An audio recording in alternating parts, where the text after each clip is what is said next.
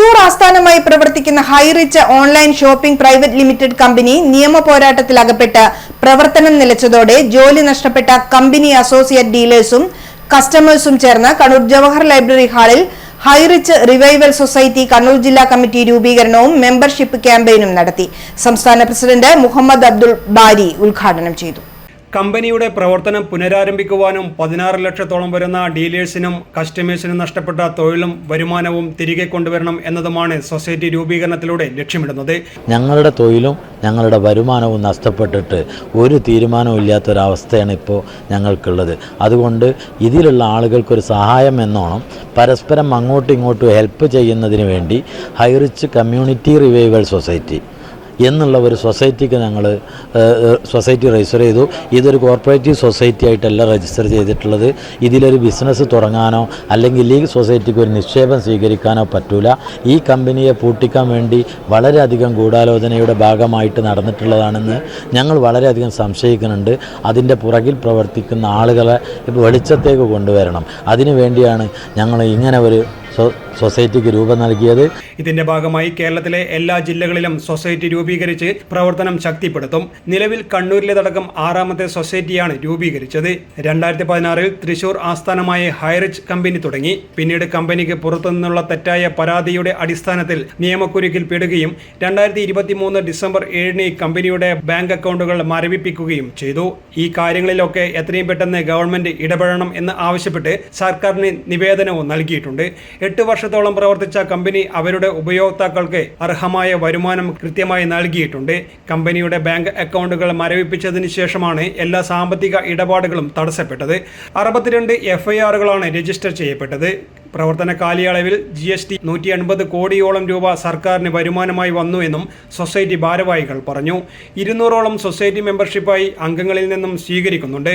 ഇത് ഉപയോഗിച്ചാണ് നിയമപരമായ കാര്യങ്ങൾ ചെയ്യുന്നതെന്നും നിക്ഷേപങ്ങൾ സ്വീകരിക്കാനോ ബിസിനസ് നടത്തുവാനോ സാധിക്കില്ല. പ്രവർത്തന പരിധിയിലെ അംഗങ്ങളുടെ നിക്ഷേപത്തിനും ഐശ്വര്യത്തിനും വേണ്ടി പ്രവർത്തിക്കുക, ഹൈറിച്ച് സമൂഹത്തിന് നഷ്ടപ്പെട്ട ജോലിയും വരുമാനവും തിരികെ ലഭിക്കുന്നതിനും കമ്പനിയെ നിയമപരമായ പ്രവർത്തന വിധേയമാക്കാനും വേണ്ട രീതിയിൽ പ്രവർത്തിക്കുക, കലാ കായിക സാംസ്കാരിക രംഗത്തെ ഉന്നമനത്തിനായി പ്രവർത്തിക്കുക, രക്തദാനം, നേത്രദാനം എന്നിവയെ പ്രോത്സാഹിപ്പിക്കുക, ഹൈറിച്ച് സമൂഹത്തിലെ അംഗങ്ങളുടെ അവശതകൾ കണ്ടറിഞ്ഞ് ഭരണസമിതി തീരുമാനത്തിന് വിധേയമായി പ്രവർത്തിക്കാനും ആവശ്യങ്ങൾ ആവുംവിധ നിവർത്തിക്കാനും പ്രവർത്തിക്കുക, ഹൈറിച്ച് സമൂഹത്തിന്റെ ആവശ്യങ്ങൾ പരിഹരിക്കാൻ വേണ്ടി സകല പ്രവൃത്തികളും നടത്തുക. ഇതൊക്കെയാണ് ഹൈറിച്ച് റിവൈവൽ സൊസൈറ്റിയുടെ ഉദ്ദേശ ലക്ഷ്യങ്ങൾ. അതായത് ഈ കമ്പനിയിൽ 16 ലക്ഷത്തോളം മെമ്പേഴ്സ് ഇതിൽ അസോസിയേറ്റ് ചെയ്തിട്ടുണ്ട്. അത്തരം ആളുകളെല്ലാവരും ഈ ഒരു കേസ് ഇങ്ങനെ നീണ്ടുപോകുന്നത് കാരണത്താൽ ഒരുപാട് പ്രയാസത്തിൽ അവരെ തൊഴിലൊക്കെ നഷ്ടപ്പെട്ടു. പല ആളുകളും നമ്മളൊക്കെ ഇതിൻ്റെ മുന്നിലുള്ളതുകൊണ്ട് ഫോൺ വിളിച്ചുകൊണ്ടിരിക്കുക. നമുക്കൊന്നും ചെയ്യാൻ വയ്യ, കാരണം നമ്മളും അതേ അവസ്ഥയിലാണ്. അപ്പോൾ അത് എല്ലാവരും കൂടി ഒരു സൊസൈറ്റി പോലെ രജിസ്റ്റർ ചെയ്ത് നമുക്ക് അവർക്കൊക്കെ പരസ്പരം സഹായിക്കാനും അവർക്ക് വേണ്ട കാര്യങ്ങൾ ചെയ്യുക, നിയമപരമായിട്ട് വേണ്ട കാര്യങ്ങൾ ചെയ്യുക, അതിനു വേണ്ടി ഒരു സൊസൈറ്റി രജിസ്റ്റർ ചെയ്താൽ. പക്ഷേ ഈ സൊസൈറ്റി ഒരു കോപ്പറേറ്റീവ് സൊസൈറ്റി ആണെന്നൊക്കെ ചിന്തിക്കുന്ന ആൾക്കാരുണ്ട്. ഞങ്ങൾക്ക് ഇതിലേക്ക് നിക്ഷേപം സ്വീകരിക്കാനോ ഈ സൊസൈറ്റിയിൽ ഒരു ബിസിനസ് ചെയ്യാനൊന്നും പറ്റില്ല. ഒരു കൂട്ടായ്മയ്ക്ക് വേണ്ടി ഉപയോഗിക്കാനേ ഉള്ളൂ. ഇത് ഞങ്ങളിപ്പോൾ എല്ലാ ജില്ലയിലും ഇതിനൊരു കമ്മിറ്റി രൂപീകരിച്ച് ഞങ്ങളെ ഈ കമ്മ്യൂണിറ്റി അംഗങ്ങളെ കണ്ടെത്തി അതിലേക്ക് ആഡ് ചെയ്യാനേ ഉള്ളൂ. ഇതിൽ ഞങ്ങളെ നിയമാവലിയിൽ കാര്യങ്ങളൊക്കെ ഉണ്ട്. ഞങ്ങളുടെ ഉദ്ദേശ ലക്ഷ്യങ്ങൾ ഇത്രയേ ഉള്ളൂ.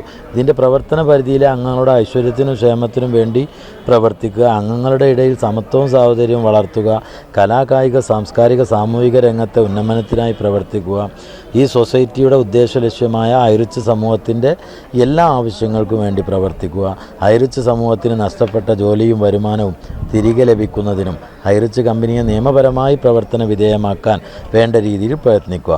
കാരണം കേസ് കോടതിയിൽ നടക്കുകയാണ്.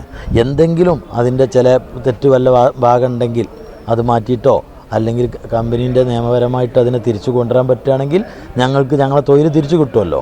അപ്പോൾ അതിനെന്തെങ്കിലും നിയമപരമായി ചെയ്യാൻ പറ്റുന്നത് നമ്മൾ ചെയ്യും.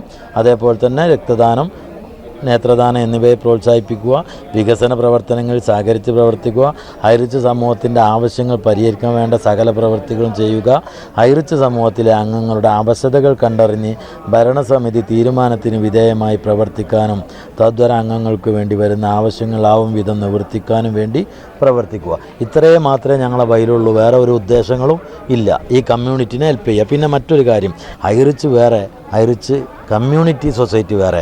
ഇതിന് ഹൈറിച്ച് എന്നുള്ള പേര് വന്നത് അതിൽ കമ്മ്യൂണിറ്റിൻ്റെ റിവൈവൽ ആയതുകൊണ്ടാണ് ആ മനസ്സിലാക്കാനാണ് ഐറിച്ച് കമ്മ്യൂണിറ്റി എന്ന് വരുന്നത്. ഇതിൽ കൃത്യമായിട്ടും സൊസൈറ്റിയുടെ അംഗമായി ചേരുന്നവർ 200 രൂപ പ്രവേശന ഫീസും തുടർന്ന് പ്രതിവർഷം 100 രൂപ വരിസംഖ്യയും നൽകേണ്ടതാണ്. അപ്പോൾ പ്രതിവർഷത്തെ 100 അവിടെ നിൽക്കട്ടെ, ഇപ്പോൾ ഈ അംഗമായി ചേരുന്നവരുടെ 200 രൂപ ഞങ്ങൾ ബൈലോയിൽ പറഞ്ഞിട്ടുള്ളതാണ്. അത് കൃത്യമായിട്ട് ഓഡിറ്റബിളാണ്. അതിൻ്റെ റെസിപ്റ്റും കാര്യങ്ങളും നമ്മൾ കൊടുക്കുന്നുണ്ട്. അതിൻ്റെ വരവ് ചെലവ് നമ്മൾ കാണിക്കും.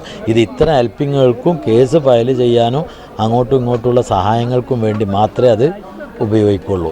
കമ്പനിയുമായി സഹകരിച്ച അവരൊക്കെ ഒപ്പമുണ്ട് എന്നതാണ് ഇത്തരമൊരു സൊസൈറ്റി രൂപീകരിക്കാൻ പ്രേരണയായത് എന്ന് ഭാരവാഹികൾ പറഞ്ഞു. News desk city news.